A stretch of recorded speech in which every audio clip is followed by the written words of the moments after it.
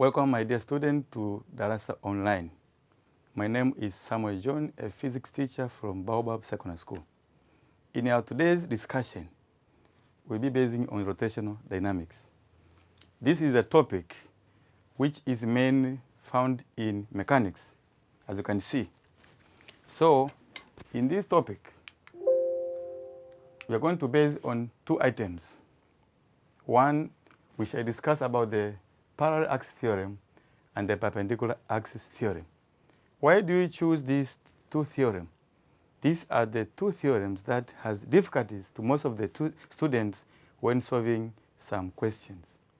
So before we start looking at these two theorems, our first discussion will be on the moment of inertia.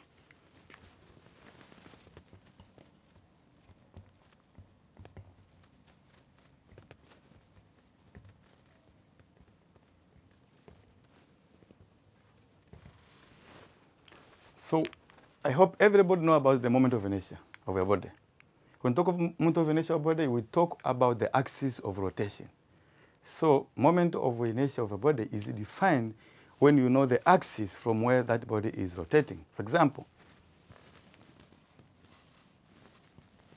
this is our axis of rotation. And the particle having a mass m at a particular distance from this axis. That's R. We talk about a single particle. From there now, by definition, moment of inertia is defined as follows. This is for a single particle. But if you have several particles, which forms a body, now this is not the formula, but the formula will be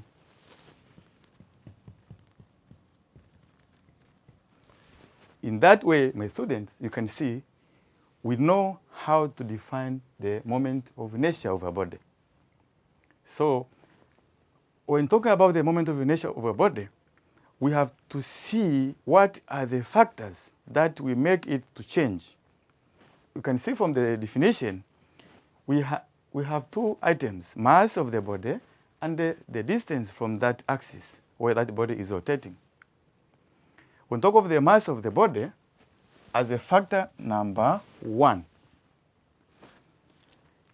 when you have a small mass rotating from that axis, it means the moment of inertia will be small. By definition, when the distance decreases, the value also decreases. When you have the bigger mass of the particle rotating from the same axis, it makes the moment of inertia to be large. That's one. The moment of inertia depends on the mass of the particle. But it happened that not only the mass, but the factors which we can consider also. How are these masses distributed over the body? The factor number 2 is the distribution.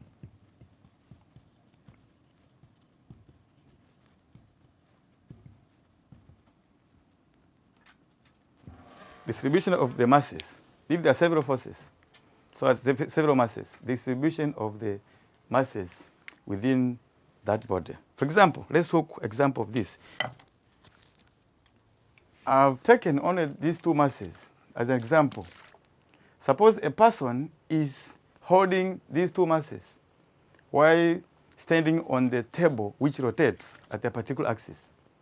These are the common examples that we normally see in our life. In most cases, you see in athletics, you see someone holding the masses while these masses are stretched away from the axis of rotation like this. Since the masses are very far from the axis here, when you are rotating, it means the value of the moment of inertia will also increase. When increasing the moment of inertia, it has connection with the speed. When the moment of inertia increases, the speed of rotation will decrease. So in order to increase your speed while we're rotating on the table, you should lower the mass. How? You bring the masses close to your chest, or this mass will be dropped down By bringing the mass close to the chest, the axis of rotation, it means you are reducing. You are bringing the mass close to the axis. So by that definition, you can see when the distance decreases, when you bring the masses close the axis of rotation, you are trying to reduce the distance. As a result, the moment of inertia will decrease. When the moment of inertia decreases, the speed of rotation will increase. That's how someone who is standing on the table, which rotates, will make a quick rotation than someone who is stretching the masses. This one area where the moment of inertia can be applied. The second area, we know, you remember, in Olympic Games, we have those people who are diving from the high board. Before diving, we are given some condition that they're supposed to land on the surface of water surface. Now, there are some conditions which are set to choose the winner. They are making count on how many rotations you make in air before reaching the ground. So in order to make more rotation in air, you must have higher speed. The speed should be high. The speed should be high for that. How do you increase the speed of rotation? If you are experiencing the Olympic Games, you see most of the people who are diving from the board, the legs and arms, and the legs, they're supposed to be close to the axis. They are putting the arms and legs inwards. By bringing your body close to the chest, the legs and the arms, that means you are reducing the moment of inertia. That means how the masses are distributed. By bringing them the distance from that axis, we make a decrease in the moment of inertia. As I said before, when the moment of inertia decreases, the speed of rotation will increase. So this is one of the areas where you can see the application of this moment of inertia in your life. So we have these two factors.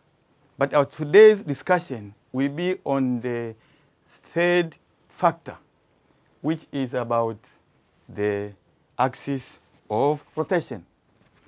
And to start with, we have two theorems here, the parallel axis theorem and the perpendicular axis theorem. But before we start these two theorems, if you remember, in our previous discussion, we talked about the moment of inertia about a certain axis. I mentioned here about the axis that is known. And you derived the formula for finding moment of inertia about the center of mass. We have common figures that we know. So today in my class, I have brought some common figures which we're going to discuss about the formulas for finding the moment of inertia about the center of gravity.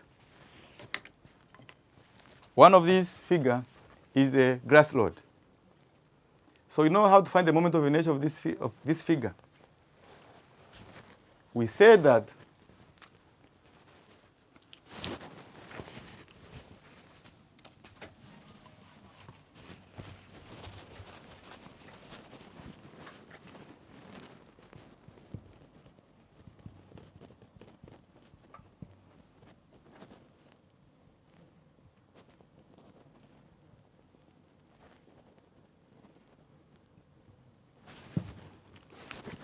this is the axis of rotation.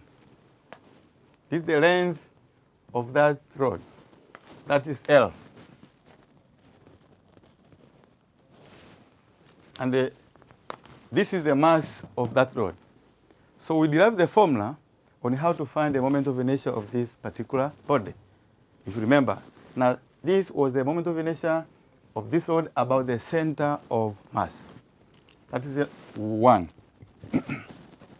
Second, we have another rigid body, which is called a circular disk. A circular disk, as you can see, when it rotates, it must have the axis. This axis is passing through the center. So you know the formula. I know you did this. The formula of a particular disk about the center of mass is given by a half mr r squared.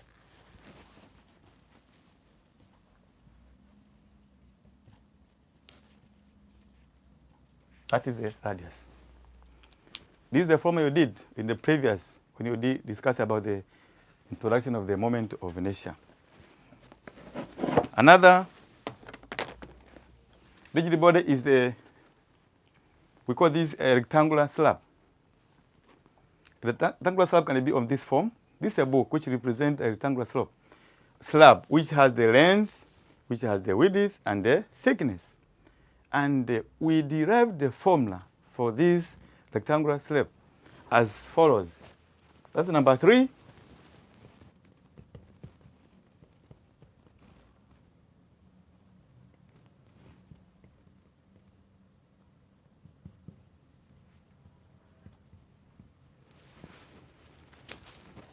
So this is the length, that is the width of this slab, and this is the mass of that rectangular slab.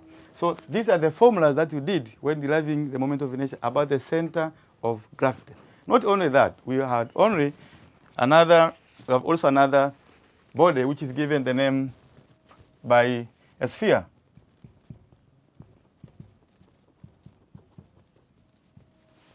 Moment of inertia of a sphere, a solid sphere, about its center of, we took geography, you know that when the Earth rotates, the Earth is also a sphere, spherical in shape. It rotates about its axis.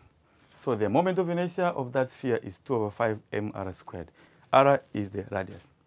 So by these few formulas, we can see that the moment of inertia of a particular body must be determined from the axis at which that body rotates. So we discussed about this, and we derived the formula. I think everybody is comfortable on how to get these formulas. Now, our today's discussion is, suppose we are looking for the moment of inertia about another axis, which not necessarily passes through the center of gravity, center of mass. How do you find it? Maybe it's passing at the end. Maybe it's passing through the diameter. How do you find that? So that's our today's discussion. We're going to see how to apply perpendicular and parallel axis theorem when finding the moment of inertia of a particular body about another axis. So I know this is the areas where most of the students fail to answer the questions. Why? They fail to distinguish between the two axes theorem. Instead of using a parallel axis theorem, they apply perpendicular axis theorem interchangeably. And sometimes they get wrong answers because of they don't have the proper knowledge on how to apply these two theorems. So after this lesson, everybody will be comfortable on how to apply these two theorems in a particular questions. And at the end, we'll be having some model questions on explaining on how to find these and how to use them in computing some of the given questions. At the end of the lesson, we have a chance to ask some questions from where you are and in sharing on how to use the two theorems. So to start with, we're going to start with the parallel axis theorem. So as I said before, our today's discussion will be based on the two theorems. Okay, let's start with the first theorem, which is talking about the parallel axis theorem. It's the theorem which has two words. From you can see, there are some words that has been given. These are in red color. These are the key lines which you are supposed to check in this theorem. These are the key points to be considered when discussing about this theorem. Now, the theorem says what? The moment of inertia of a body about any axis.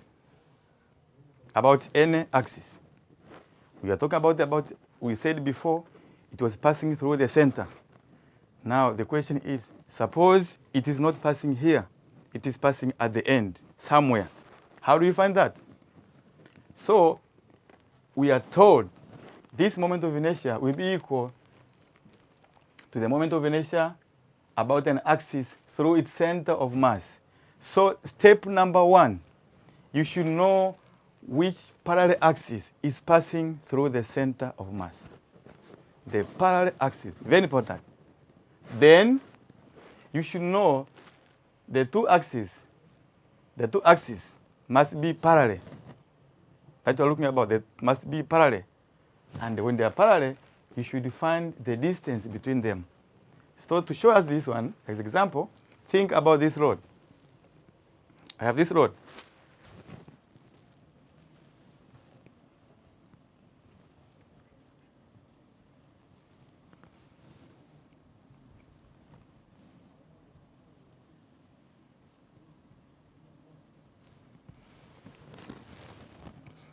This is the center.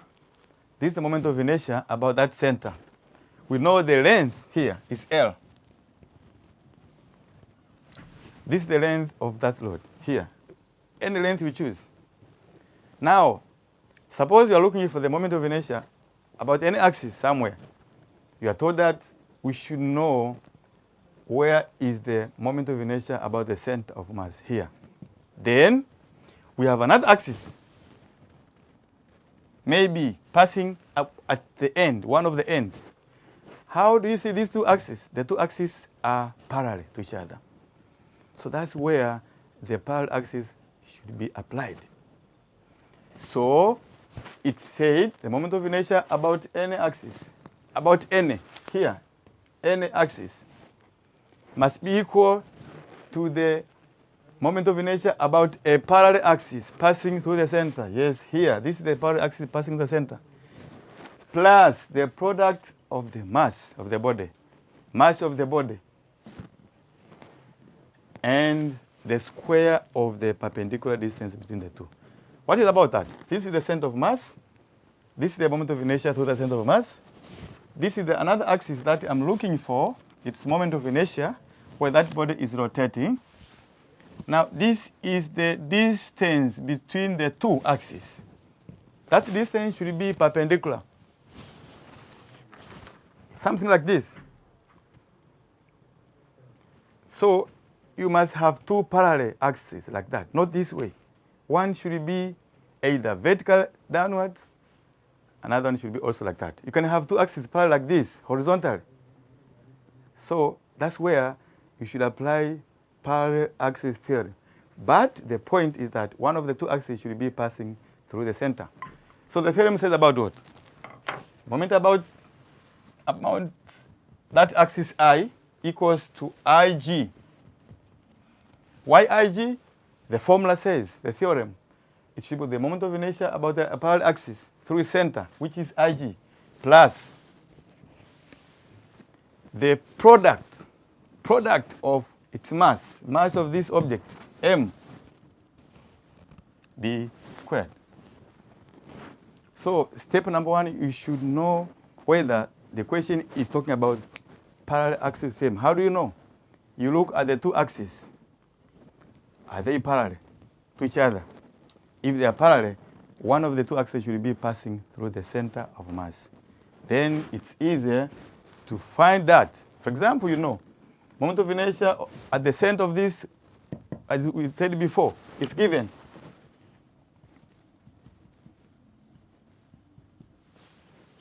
Moment of inertia of this particular object was given as ml squared over 12 at the center. How do you find the moment of inertia at the end?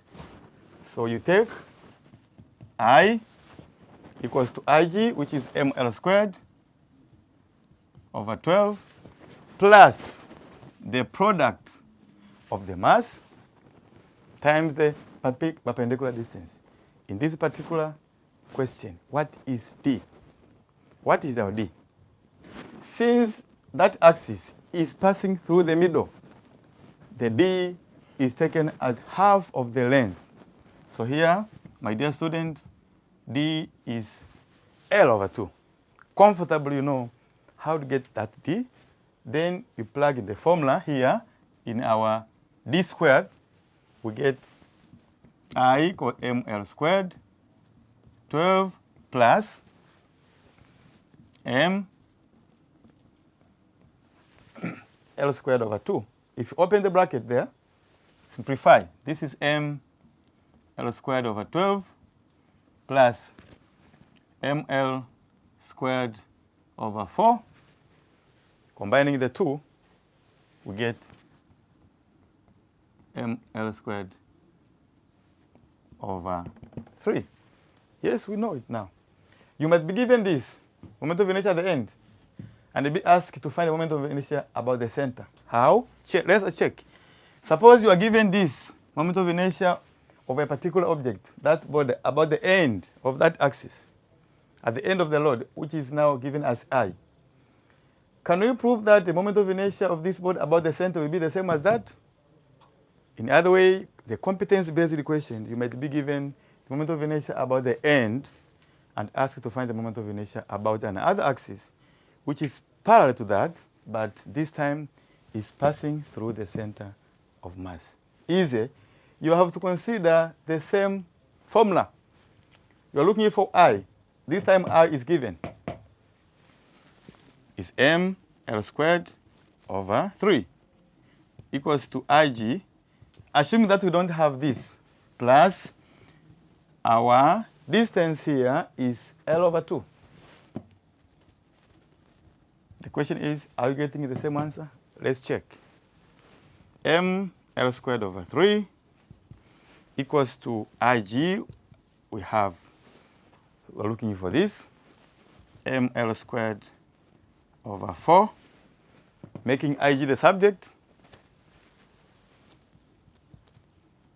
It's ml squared over 3 minus ml squared over 4. The LCM between the two numbers is 12. 12 divided by this, 4. 12 divided by 4, 3 ml squared. And you can see you're getting the same answer. Wonderful.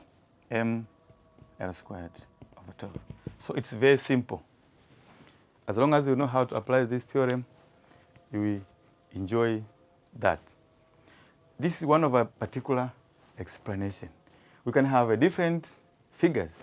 Not only this, circular disk, sphere, ring. The principle is the same. Mind you, when you're talking about the circular disk, as an example, number 2,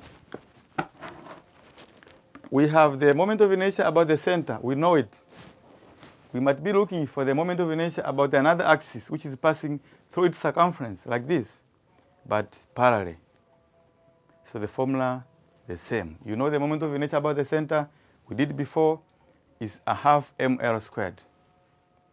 And then the distance between the two, since this axis is passing through the center, this is the radius. So as you can see, you can be able to get the moment of inertia about another axis, which is passing through the circumference, but perpendicular to the plane. The problem here, to most of the students, about this part is, there's a problem here on this part.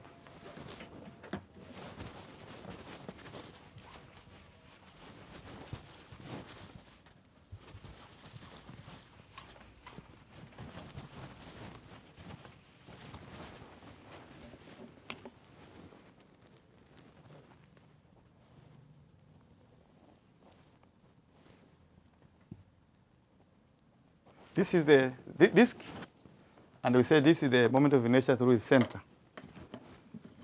This is the center, this is the radius. Now we are looking for the moment of inertia at the end here. Now the problem here comes to most of the students. Since the question says, find the moment of inertia passing through the circumference, but it is perpendicular to the plane. You can see the word perpendicular means it makes 90 degrees here. When they hear the word perpendicular, they think this question is supposed to be using the perpendicular axis theorem. Perpendicular means the axis is passing like this. You may be given a question where the axis is passing parallel like that. So that's where you should know the key points. So here, perpendicular to the plane means it makes 90 to the plane, and hence the two axes are parallel. So applying the same formula, we have the moment of inertia about that axis is given by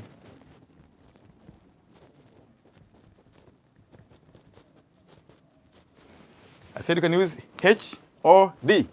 So you're looking for the moment of inertia about an axis passing through at the end of this disk.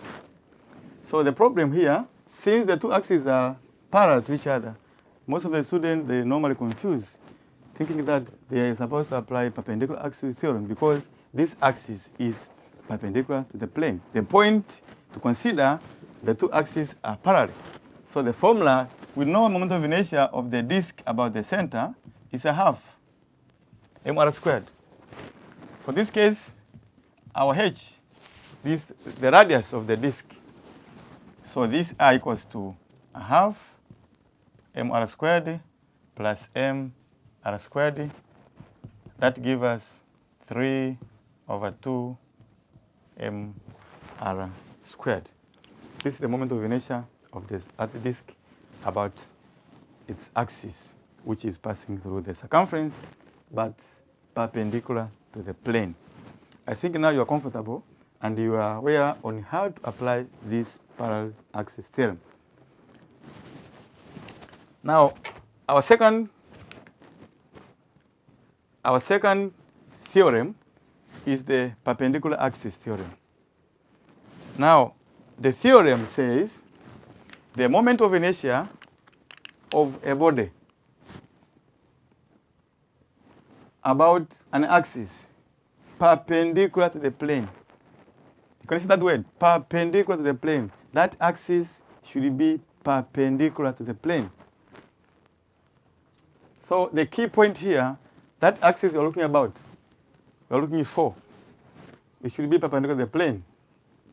According to the theorem, is equal to the sum of the moments of inertia of a body about any two perpendicular axes in the plane, but this time they must intersect the first axis. It's very difficult to see that theory, but let's see what this means.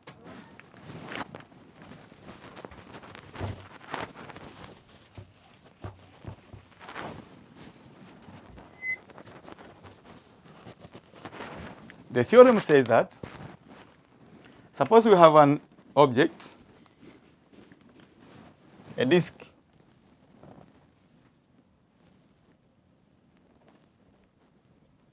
This is that is the axis which is perpendicular to the plane. Like here, that IZ is this axis here. This axis is what you call the axis passing through the center of gravity, which is given the name, the axis through Z. Now we have another axis which is passing like this. That axis we call as, because it's starting, it can be either X or Y. That is one of the axes. Then you have another axis passing like that. So there are two axes. These two axes, they are laying on the horizontal line. But you can see this axis, which is along the Z, is intersecting the two axes. So the theorem says you should know which axis is perpendicular to the plane. It is this IZ. Then we have this, maybe it's a moment of inertia about the axis, which is given the name maybe X. Another axis which is given the name Y. So if you draw this diagram, let's choose this to be X, this to be Y. Now the two axes are, these two axes are perpendicular to each other. So the formula says the theorem, moment of inertia about the axis which is perpendicular to the plane. As we see, it is Z here. So IZ equals to the summation, the sum, IX plus IY. The point to know, this moment of inertia about the center is the one we talked about, the moment of inertia about the, it can be the center of gravity. Sometimes not necessary, it can be somewhere at the end. So it is the moment of inertia which gives us the sum of the two. Because this axis is perpendicular to the plane first, but these two axes, as you can see, they are perpendicular, but they're intersecting that. So the conditions, number one, that axis which is passing to the plane, which is part of the perpendicular to the plane, should be equal to the sum of the moment of inertia of the two axes, which are perpendicular to each other, but they must intersect the first one. Now, it's very difficult to see, but if you look for a disk like this, we know that the moment of inertia about this diameter here, this is the diameter. The moment of inertia, this is the x, or this is y. So the diameter, it divides the cycle, this plane into two halves. Moment of inertia about this is the same as the moment of inertia about, because the diameter, at any point you choose, is the diameter. So moment of inertia about any axis which is given the name of the diameter will be the same. So we say moment of inertia about x. This is for a disk. Other objects will be determined by adding them. For a disk, we say the moment of inertia about x equals the moment of inertia about y, because the two axes, they are dividing the plane into two halves. And we have the moment of inertia about z equals to 2ix. And this is the moment of inertia about the center, which we have. Knowing the moment of inertia about the center of gravity, we can find the moment of inertia about its diameter. That's one area where you can apply that perpendicular axis theorem. Another area is this. You have the same disk. The moment of inertia about the diameter is given. The moment of inertia about its end here, it's passing at the end here. We know. Maybe you are given the moment of inertia about the same disk about the diameter. And we are looking at the moment of inertia which is passing through the circumference, but this time it's parallel like that. Provided that the moment of inertia passing through that point, intersecting the two, and perpendicular to the plane is known. So that will be our z, Iz. So Iz equals to the sum of the two axes. So the perpendicular axis theorem, it applies only when you have two axes which are like this. They are intersecting. And you have another axis which is perpendicular to both. And we saw it can be applied at the center. We have two at the center. And this time, this is acting as the moment of inertia through the z, which is given the name the center of gravity. So that is the areas where most of the students normally confuse where to apply perpendicular axis theorem. I hope you have understood where and how to apply the two theorems. Let's go back now to the questions. Example number 1, you are given a question. This is the competence-based question. We don't expect to have a direct question, so you should know how do we compute the two theorems using the competence-based question. The question says, a student immersed a uniform copper rod of radius 2, density 9,000 kilograms per meter cubic into a certain liquid. The liquid is not given. And after immersing in that liquid, he found that law, it loses 10% of its mass. We know from the principle of Archimedes' principle on the law of rotation, when a body is immersed in the liquid, it loses some weight and mass also. So we are told how much mass has been wasted. Now, if the length of the copper is given. Now the question is, very interesting, calculate the moment of inertia of the rod about an axis passing through one end. So step number 1, you should think about how do you find the formula? The formula for that moment of inertia which passing through one of the ends and perpendicular to the plane. Let's draw the diagram.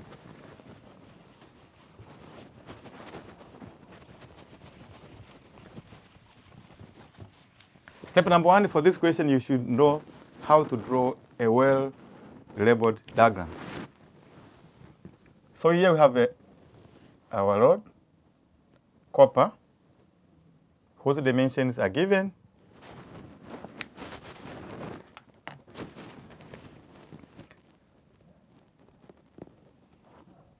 We know this is the center of mass.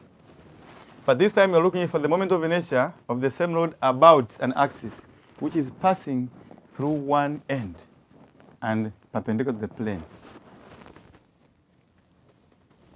Mind you, that particular load y is still in liquid.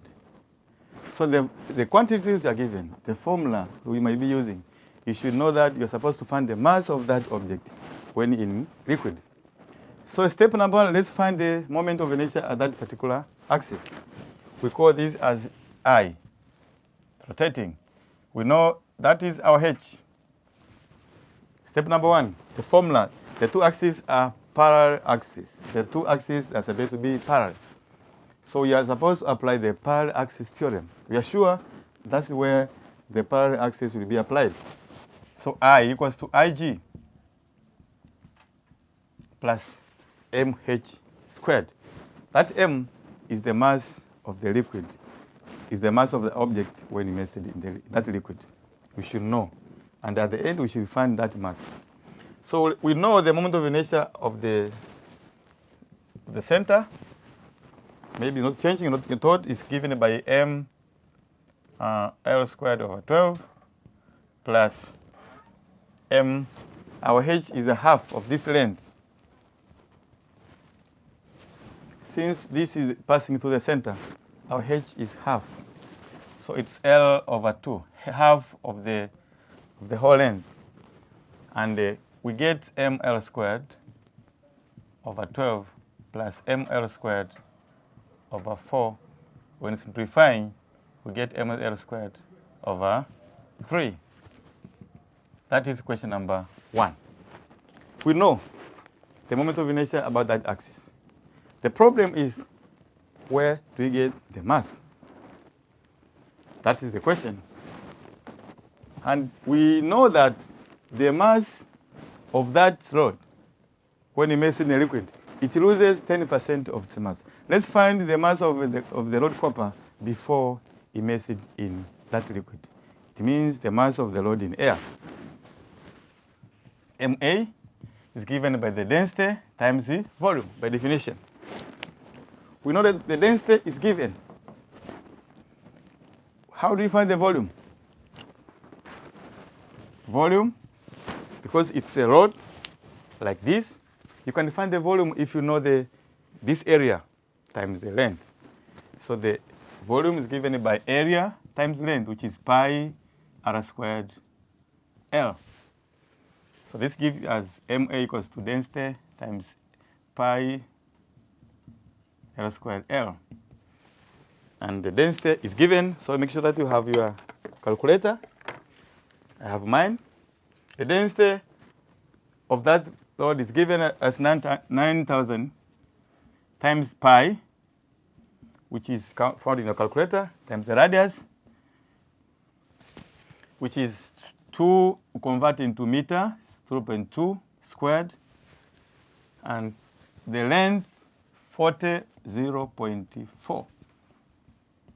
Compute that, you get something like 9,000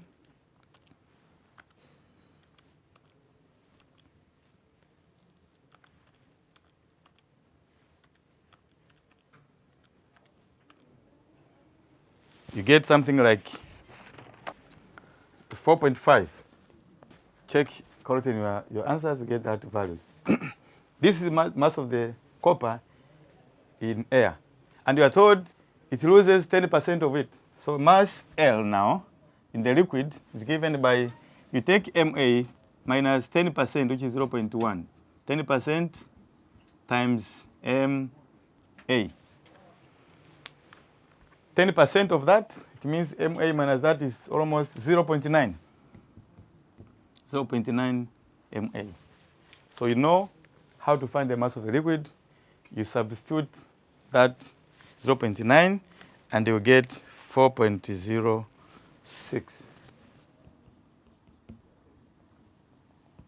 If you use your calculator, you get that value. So this is the mass of the liquid and that particular copper rod when immersed in it. So you know the mass. You know that mass is the question number 2.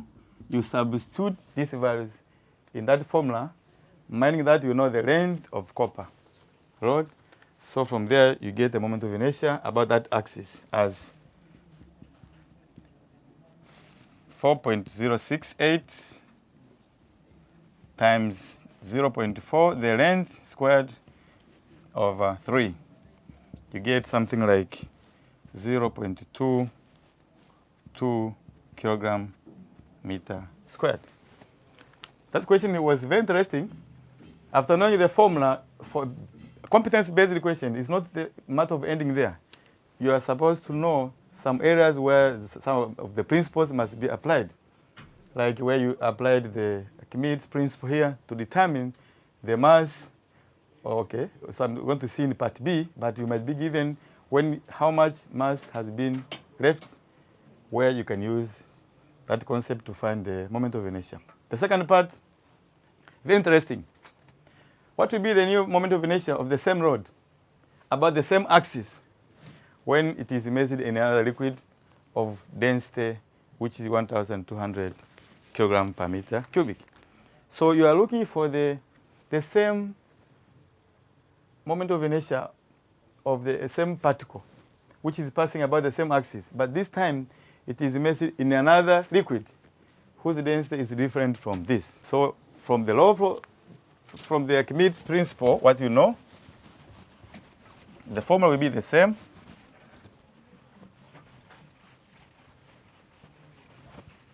The formula will be the same, but we know that the mass of the liquid which has been displaced, part B, mass of the liquid has been, we talk of the mass of the liquid displaced.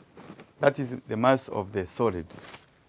Mass of the solid now, which is only immersed in that, which we talk about that, equals to the density of the liquid times its volume. So the mass of the solid in that liquid will be equal to the volume of that liquid, according to the Archimedes principle, times its volume. So from there, you can find the density is given as 1,200 times the new volume. So you know the volume is pi r squared length. So we have that, and the radius is 0.02 squared times 0.4.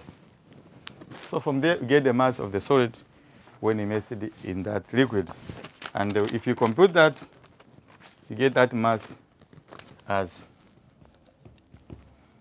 0.6 kg. So you apply in that formula. You get the moment of inertia about that axis equals to 0.032 kilogram meter squared. So the moment of inertia will change depending on a particular question. When that body is immersed in a density of 10,000 kilogram per meter cubic, we got different values. When it is immersed in another density of 1,200 kilogram per meter cubic, the moment of inertia will change. So this shows that the moment of inertia of a particular body is not unique. It depends on several factors, as we discussed. I think you have understood that question. This is one of the areas where now the question is asking to find the moment of inertia at a particular axis. That axis is given. You might be given a very challenging question where the moment of inertia is supposed to be found at a certain axis, which is not known. Let's see example number 2. Example number 2, a group of students who did an experiment to determine the moment of inertia of a particular disk of diameter d and the mass m. And we don't know the axis of rotation. We are told they did an experiment to determine its moment of inertia. And they found to be 3/8 md squared. Now the question is, establish the axis of rotation which produces the above moment of inertia. In other words, you should explain by calculations and come up with a conclusion to tell us where was the axis of rotation of that particular object. That question is very difficult if you don't know how to use the theorems. But that question is very easy when you know how to use the theorem. It is in a way around, you are supposed to be given questions to use the parallel and the perpendicular axis theorem. Let's see the question together.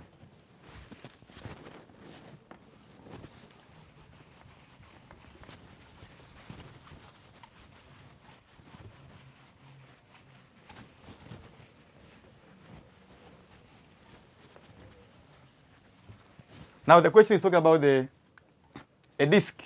Yes. If it's a disk, you draw the diagram for a disk first.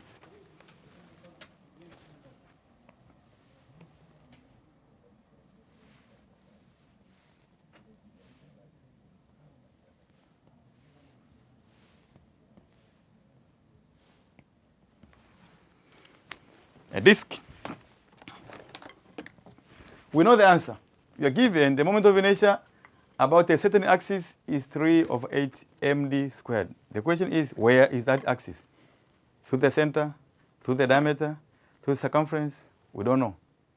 So step number 1, where do we start? Can we find it at the center?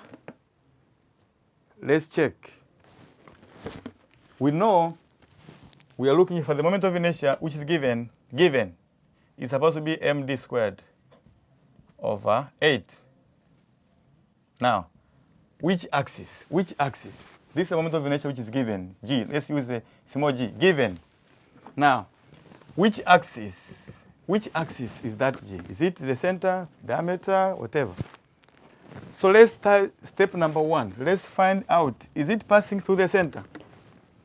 The center of this disk, we know the formula is I equals to m r squared, where r is the radius. So we know the radius and the diameter, they are related by that. Diameter is 2r. Let's check whether this moment of inertia, which is given, and if you get the same answer, it means that object was rotating about the center of gravity. So if you take r as d over 2, we get equals to 1/2 m d over 2 squared, which gives us m d squared over 4, which is 8 about the center. Are you getting the same answer? No, that's not the correct answer. It's not passing through the center of gravity. We go to another alternative. If it's not passing through the center, can we check? Is it passing through the diameter? Let's check. Case number 2. Maybe through the diameter. Let's check. If you know the moment of inertia about the center, we know, and you can find the moment of inertia about the diameter. As we did before, if you remember, we said the Iz equals 2Ix. That x stands for the moment of inertia about the diameter. So we know that z, which is Iz, is given as m d squared over 8, moment of inertia about the center. This giving us 2Ix. Let's check whether it's passing through the diameter. Dividing by 2, we have Ix equals to md squared over 16. Question number 2. It's not correct. That body is not rotating about the diameter. Very challenging question. So we're supposed to keep on moving, finding maybe to look for another alternative. We have tried the axis through the diameter, we failed. The center, we have failed. Let's look for, suppose it's passing through the circumference like this, but this time it is parallel to the axis to the plane. Suppose it's passing through the axis like that.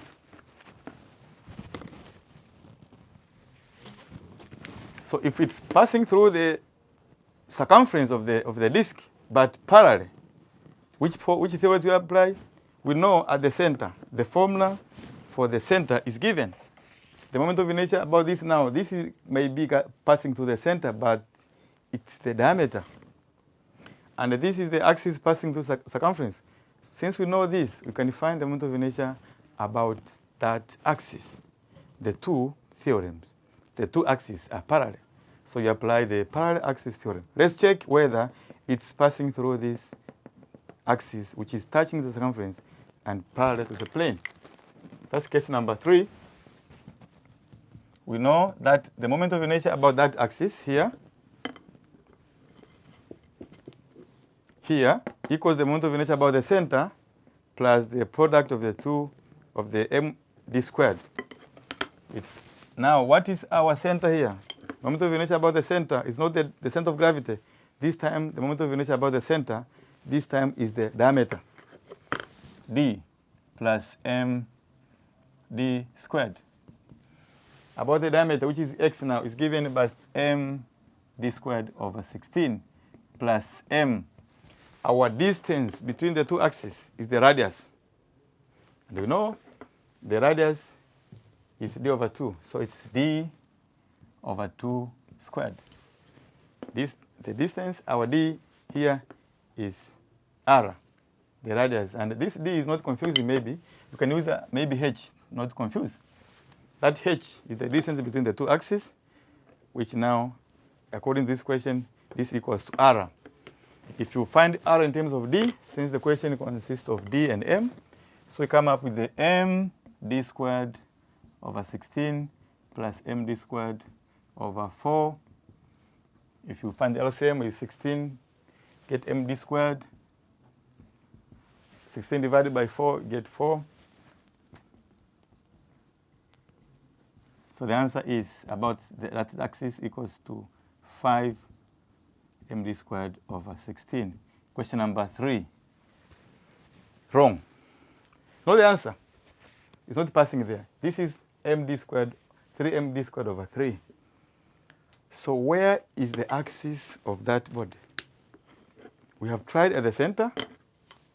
We have tried through the diameter. We have tried with the circumference and perpendicular to the plane. We have tried.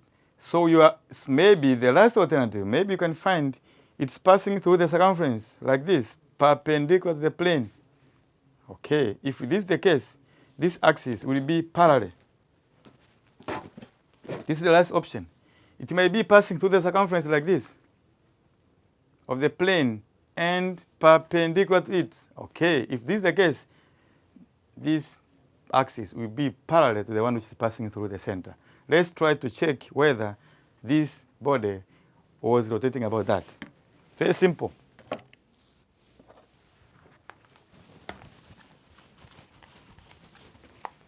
Case number 4.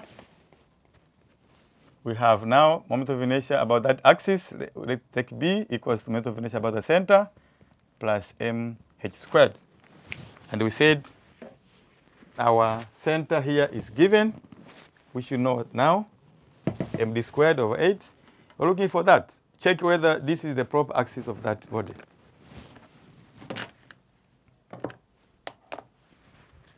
So our IG is given, which is md squared of 8 plus our h is the radius, which is given by d over 2 squared. This equals to md squared of 8 plus md squared over 4. If you combine the LCM here, it's 8, here is b md squared. 8 divided by 4 get 2 md squared. And the answer is 3 md squared. So now the answer is, the question was given in a single line. Establish the axis of rotation which produces the above moment of inertia. On a single line. But you can see how many steps do you apply. Step number 1, step number 2, step number 3, step number 4. We applied both theorems, parallel, perpendicular axis system, to check at the last we found that object was rotating about an axis which is passing through the circumference of the disk, but perpendicular to the plane. This is the answer. It's passing through the circumference and perpendicular to the plane. That's how the moment of inertia could be used in a particular moment, to find the moment of inertia at a particular axis by using parallel and perpendicular axis theorem. So I hope you have enjoyed to know how you can apply correctly the use of parallel and perpendicular axis theorem. we have seen two examples which give us the competence-based questions that you may be given in any exams. So that comfortability will make someone to be comfortable now when solving any question relating about that. We have a short break and we'll be back. We are back from the short break. So we received some comments and messages from the students. I'm reading some of the messages I received from them. One is from Irene Joel from Kigoma, from 6 PCB, said, it has been a nice presentation because it had difficulties on how to use the two theorems. Thank you for a nice presentation. That's a comment. Keep on touch. You get more from here. Second is from Abdul Hamis from Zanzibar, who say, greetings, sir. Thank for a nice presentation, but when are you presenting on the magnetism? Because it is another subtopic, not a subtopic, which gives us difficulties when solving some question. Okay, don't worry. Keep in touch with the programs. Class online, we know most of the questions that will be coming.